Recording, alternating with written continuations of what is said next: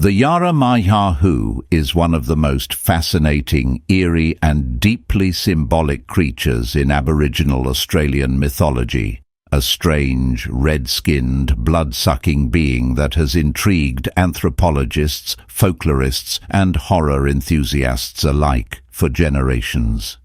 Emerging from the oral traditions of indigenous tribes in the vast regions of Australia, particularly those around the rainforests of Queensland and New South Wales, this small but terrifying monster was described not as a ghost or spirit, but as a living creature, an otherworldly predator that blurred the line between the natural and the supernatural.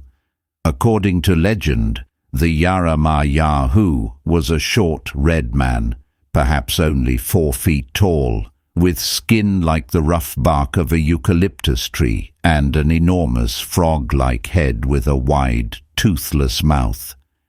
Its most frightening features were its fingers and toes, each ending not in nails but in small suction cups capable of draining the life out of any living being it touched. Unlike traditional vampires of European myth, this creature did not prowl in the dark shadows of castles or crypts, but lived high in the branches of the fig trees that dominated the Australian bushland. It would wait silently for hours, even days, for an unsuspecting traveller to rest beneath its tree. When the victim sat or lay down to nap, the Yara Ma Yha Who would drop down from above, latch onto them with its suction cups and begin to drink, not blood in the traditional sense, but the life force, the essence that sustained the person's vitality. What made the creature truly horrifying was its ritual-like process of feeding. Once the victim was weakened, it would swallow them whole, like a python devouring prey, only to regurgitate them later, alive but changed, shorter, redder, and less human than before.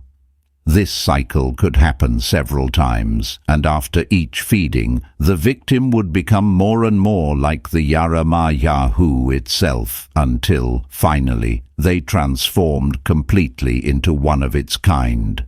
This strange metamorphosis gave the creature a symbolic depth far beyond a simple monster story. To the Aboriginal people, the Yara Ma Yha Who was not merely a threat to be feared.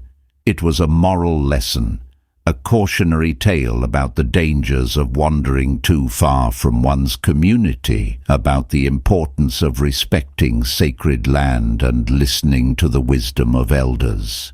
The fig tree under which the creature dwelled held spiritual significance in many tribes, often regarded as a place of spirits or transformation. By placing the Yara Ma Yha Who in such a tree, storytellers may have been warning listeners against disrespecting sacred spaces or disturbing the balance of nature. In this sense, the creature was both a literal monster and a metaphorical guardian of moral order. It punished those who strayed, who ignored cultural taboos, or who failed to heed the boundaries between the human world and the spirit world. Some interpretations even see the Yara Ma Yha Who as a personification of disease or decay, a mythic representation of how illness could weaken, distort, and eventually consume the human body and soul. The red skin and bloated body might symbolize fever or infection, while the act of transformation could represent how sickness erodes identity over time. The creature's behavior also distinguishes it from other mythological predators. Unlike vampires, it did not kill for pleasure or to spread evil. Instead, it was governed by a strange cyclical process of feeding and renewal. It did not drink blood from wounds, but absorbed life through its suction fingers, which suggests a connection to themes of energy, balance, and spiritual exchange. After feeding, it would sleep and eventually vomit up its victim, who would awaken confused but alive. However, the victim's transformation hinted at a deeper truth about Aboriginal cosmology, that every action, even survival, came with a cost, and every encounter with the supernatural changed the human forever.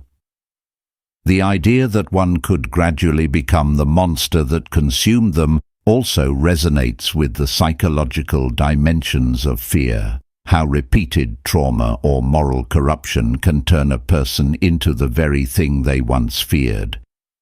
In this way, the Yara Ma Yha Who can be viewed not only as a folkloric bogeyman, but as an allegory of assimilation, loss of self, and the contagious nature of evil or temptation. Anthropologists studying Aboriginal mythology have long noted how stories like that of the Yara Ma Yha Who serve multiple purposes: entertainment, education, and preservation of cultural norms. The creature's peculiar habits, such as sleeping in fig trees and attacking only those who rest beneath them, act as practical warnings in disguise. For example, sleeping under fig trees could expose travelers to falling branches, poisonous insects, or territorial animals. By framing these natural dangers as the work of a supernatural creature, elders could effectively teach younger members of the tribe